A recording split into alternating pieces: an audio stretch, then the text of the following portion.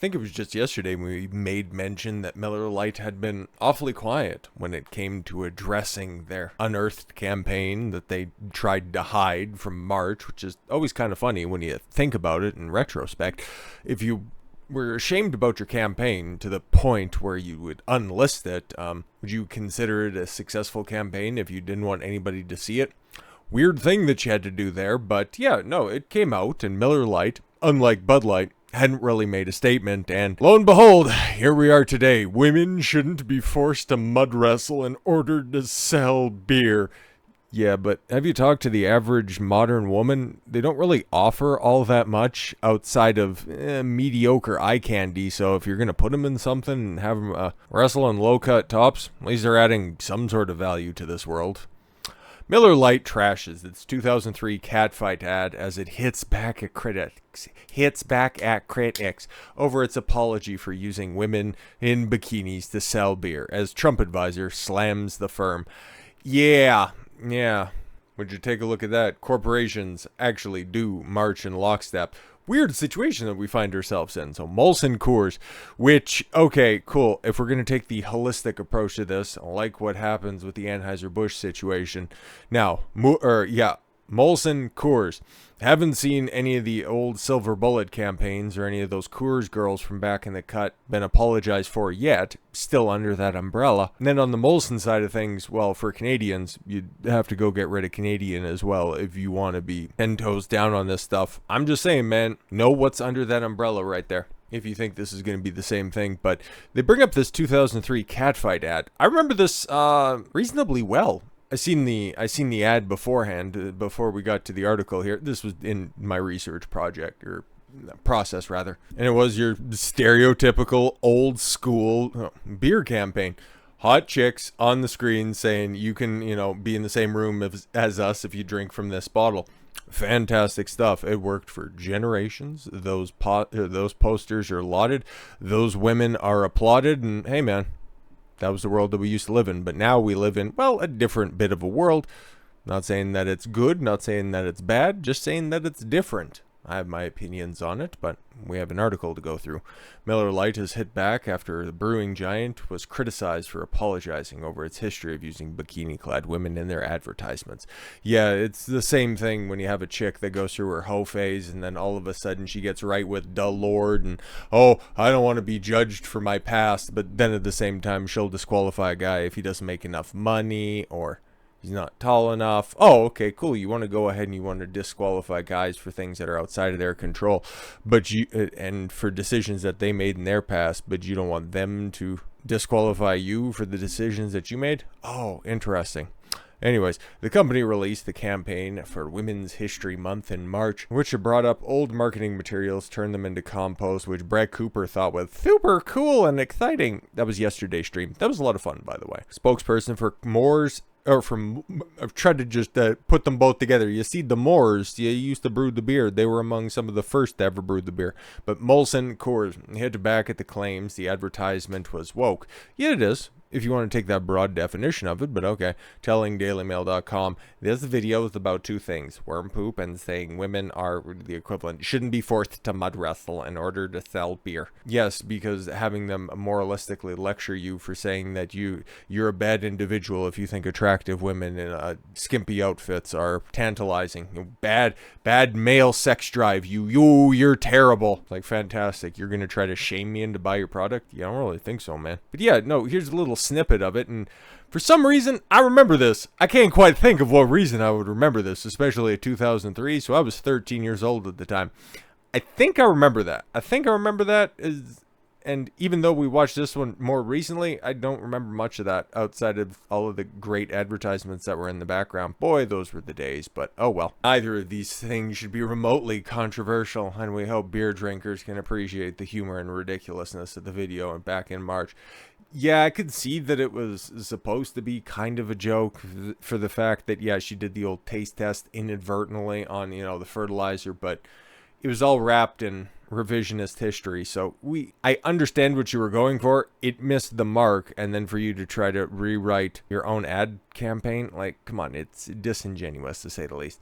The advertisement featured Ilana Glazer, right, taking a tour of an old advertisements used by the company, which included Meghan Markle, Sofia Vergara, and Pam Anderson as the faces of the brand. Yay, very attractive faces of the brand, as opposed to, well, like, what? They got a screenshot of this stuff, and there's multiple screenshots are in here, but, like, ugh. What about her makes you want to buy anything? It's like just some dumpy bitch that looks like every other broad that works in fucking HR or middle management. Fantastic. Great. You see that on a daily basis. As opposed to these girls that are right there. They are more physically attractive. 100. It's not even for the fact that, you know, they're wearing significantly less clothes. They're just better looking women, okay? Right there. You take a look at them, and I know that it's like really sketchy, terrible screen caps. It was 2003 standard definition after all, okay? As opposed to, yeah, this chick with just, like, you can hear that without even listening to it. She's just, ugh, God, you can hear the heels clacking down the hallway, and she's just, ugh, God, the toll that it takes to just hear those words, as opposed to this, okay? Even if they're insufferable valley girls, it's eye candy. The purpose of an advertisement is to make you want to buy something, okay? That is far more appealing for both men and women. 100%. Like, even one of these classic beer signs that are right here. Well, I haven't necessarily seen this one specifically. That type of advertising, that's got to be like late 80s, early 90s. Okay, yeah, can you find the bottle in this Miller Lite picture? God, that's great. I like that sign. I've never had a Miller Lite in my life, but that is fan-fucking-tastic. 100%. Yo. As opposed to this crap where, okay, you can go to your good shit. Oh, I hope farmers grow hops, and, oh, I like all that stuff. As opposed to this. Like, come on, man. This is just lit better. Pam Anderson doesn't look like she's melting, and that's in between. I don't know which specific boob jobs, but, you know, she's got something in there. It's fantastic stuff. As opposed to that drearily lit, puritanical nonsense. It's like this reversion to tradconism that I'm seeing everywhere all over social media. Everybody wants to get right with the Lord right in time for an election cycle. Ooh, big think on that one. But yeah, really don't get it. And it's supposed to show women's liberation. Meanwhile, you have incredibly classical dress that was used by a very small subsect of people way multi-centuries ago. And then you have the empowered, liberated, educated woman just leering at you as if there's a desk right in front of her and she has pictures of her nieces and nephews on her desk. Fantastic stuff. But here's the Trump advisor chiming in, Stephen Miller. He's a bright guy, but he's also, and like I said before, we're going into an election season, so he's got to push the talking points, right? And he's going to do something that I don't really buy, and I'll go ahead and I'll continue to back up my points on this stuff. All of this ESG, CEI, whatever other crap you want to push out there, I think that it's highly overblown. I've stated my positions on it beforehand, need not rehash any of this stuff. So much of the bizarre world we see around us is a result of institutional capture, the capture of the corporations and advertising firms. Yes, exactly. They're ideologically possessed. And yes, we don't have to go to nebulous concepts. I'll read the rest of this before I revise it with my own opinions on this. Okay.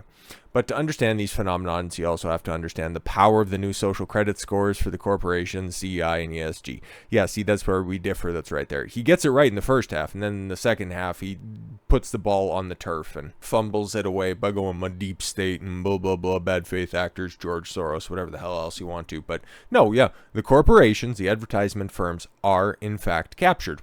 100%. Who's staffing them? Chicks that look exactly like that. What?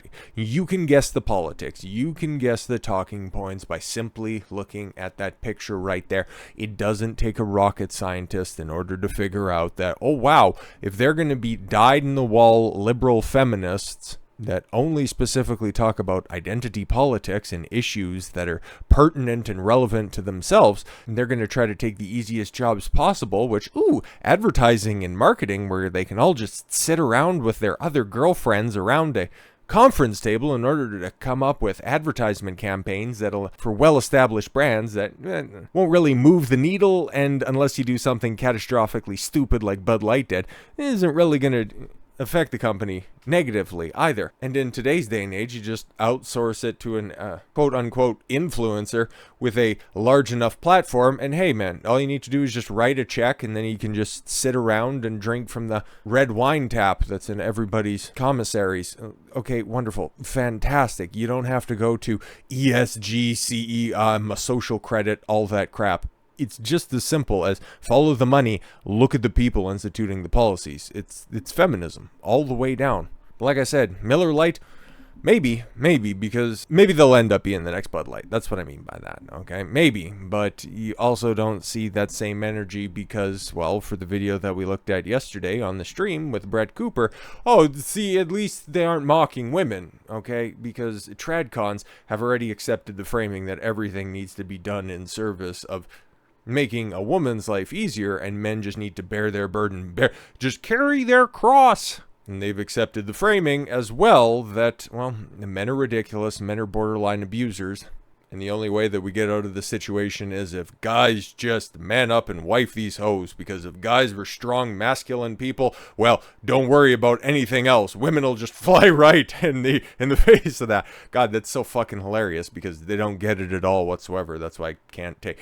On individual points, tradcons, we agree on a whole lot of things, but just the way that you guys get there, ooh boy, that's a rickety old jalopy, if I do say so myself. But let's check in with Bud Light for a second. We've seen in the past couple of days Ted Cruz take a bit of an interest. It's okay, why would a beer company want to advertise with an influencer that has a markedly skewed youth audience? That's a little bit weird and a touch questionable. We've seen rebates, a $20 rebate with a whole bunch of fine print that's on there. That's interesting as well. On a $19.98 case of beer. And then we've seen clearance pricing on cases of Bud Light before. But this one right here might in fact take the cake. Don't know if it's real. Don't know for sure anything like that. But you take a look at, actually, that's weird. You zoom in and then it actually zooms out. But take a look at that right there. 24-pack cans. Bud Light, they're trying to cook the books ahead of Memorial Day because they don't want to make it look too terrible for the investors. Because let's keep it a buck. What have they been reporting? Sales. Volume. Haven't been reporting any sort of financial figures. Not as of yet. And there's ways that you can cook the books by moving things over and changing it all around. So even if you're selling a 24-pack for $3.49, that ain't no typo. That ain't no typo at all. And the fine print that's right underneath that, manufacturer's rebate. So that's right there, right at the checkout. So yeah, that is $3.49 up front. That's all you need to do that's out there. As opposed to a liner, whatever that German shit right next to it is. That's a $5 after rebate. That's at the till right there. $3.49 for 24 cans.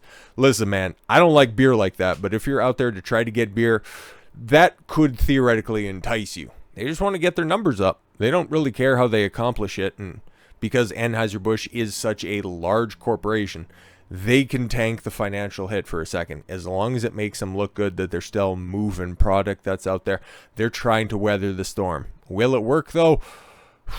Stuff, man, it's real tough. Don't know for sure, though, but I think heading into this weekend, we're going to be seeing a hell of a lot more situations such as this and more opportunities to just lampoon it. So with all that said, thank you all very much for the gift of your time. I've been Don Consuelo. I want you to follow your gut and get after it. Take care, everyone.